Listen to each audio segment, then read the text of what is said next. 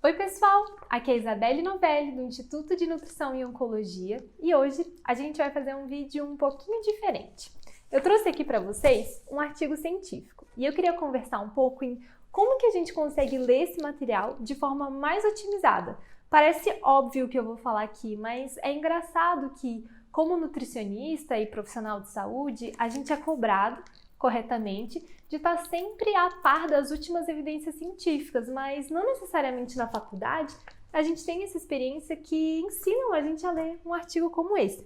Então eu queria mostrar para vocês como que eu faço e, quem sabe, te ajudar aí do outro lado a conseguir entender um pouco melhor a estrutura de um artigo científico da área de saúde.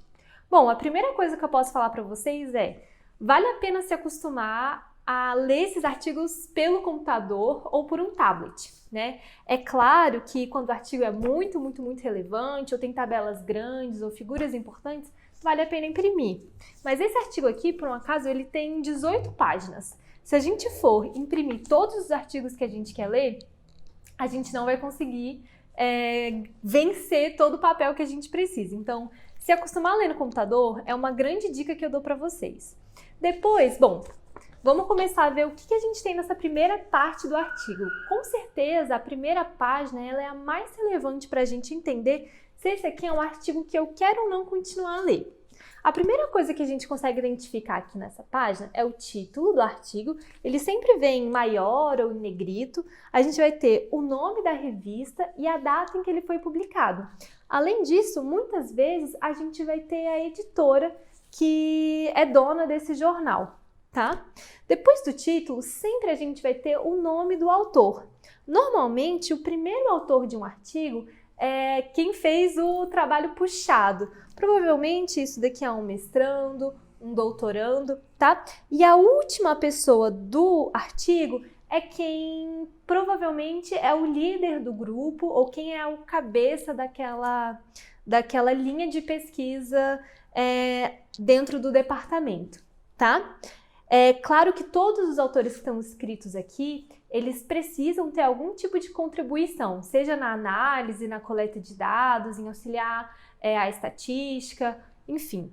Mas aqui a gente já consegue entender quem são esses autores e onde eles estão. Então aqui a gente vê onde essas pessoas trabalham, se é em hospital, universidade, e já aqui nesse terceiro bloco de informação, a gente sabe de onde é o artigo. Esse daqui foram escritos por pesquisadores do Irã. Então, a gente já sabe que se por isso aqui é um artigo randomizado, né, a gente está falando de pessoas iranianas, tá? Depois disso, a gente vai ver que aqui na primeira página, a gente sempre vai ter esse pedacinho que chama abstract, que é o resumo do artigo. Num artigo como esse, a gente vai ter uma breve introdução sobre o assunto de algumas linhas, como foi feito esse estudo, os resultados principais, não são os únicos resultados do estudo, e a conclusão do autor, tá? Além disso, aqui do lado onde está sublinhado, a gente vai ter as palavras-chave. O que significa palavras-chave? São as palavras que, se você digitar, você consegue encontrar esse artigo mais facilmente.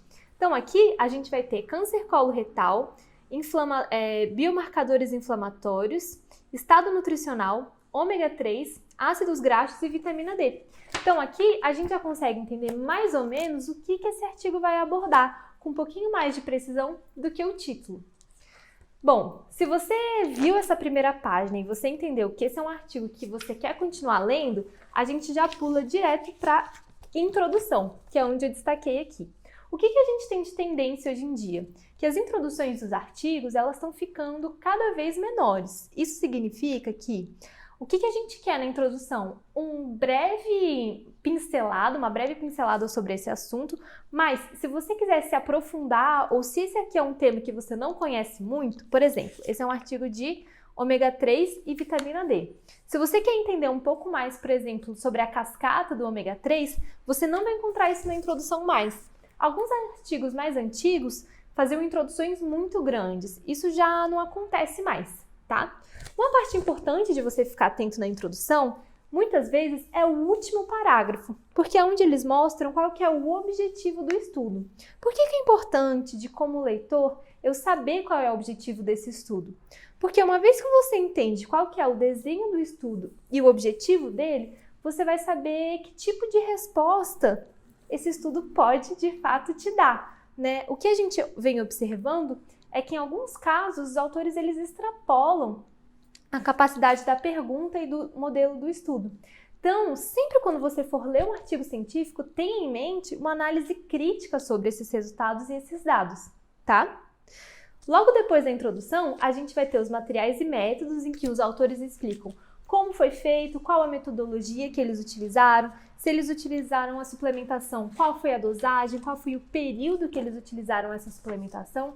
É muito importante você ler os métodos. Você não precisa entender absolutamente tudo, especialmente quando a gente está falando de um artigo que descreve mais metodologias laboratoriais, né, estudos em células, mas pelo menos você precisa entender o que está acontecendo ali, quais foram as intervenções que os autores proporam, tá? Bom, logo depois dos materiais e métodos, a gente já vai começar com a seção de resultados, onde, junto com a tabela, é legal você ir acompanhando o texto para você entender o que ele está falando. Normalmente, os resultados e os resultados escritos, eles são um resumo do que está na tabela. Quando você vai para a tabela, você consegue ter uma riqueza de informação muito grande.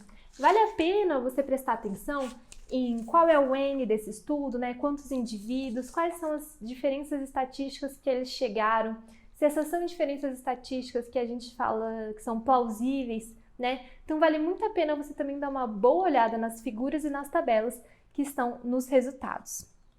E logo depois a gente vai ter a discussão. Normalmente, pessoal, o resultado mais importante do artigo vai estar no primeiro parágrafo da discussão. Nesse primeiro parágrafo é onde os autores dos artigos normalmente querem colocar o que mais chamou atenção para eles, ou seja, o melhor resultado que eles obtiveram.